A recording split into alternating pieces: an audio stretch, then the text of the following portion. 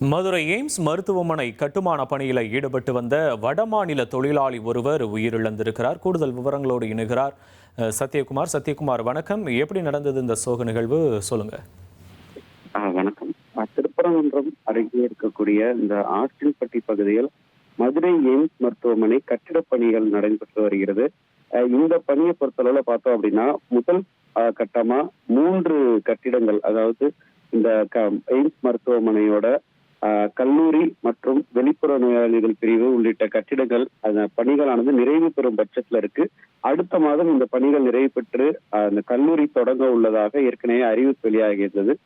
இந்த நேரத்துல இந்த பகுதியில இந்த கட்டுமான பணிகள் நடைபெற்று வரும்போது இதுல கிட்டத்தட்ட 2000க்கும் மேற்பட்ட வடமாநில தொழிலாளர்கள் இதுல பணிபுரிந்து வருகிறார்கள். இந்த நிலையில இன்று மதியம் இந்த கட்டுமான பணியின் போது மேற்கு வங்கத்தை சேர்ந்த சலீம் மெண்டால் என்கிற இளைஞர் அந்த இருக்கக்கூடிய இரும்பு வழியில் எம்சான் நிரப்பும் பணியை மேற்கொண்டு வந்திருக்கிறாரு.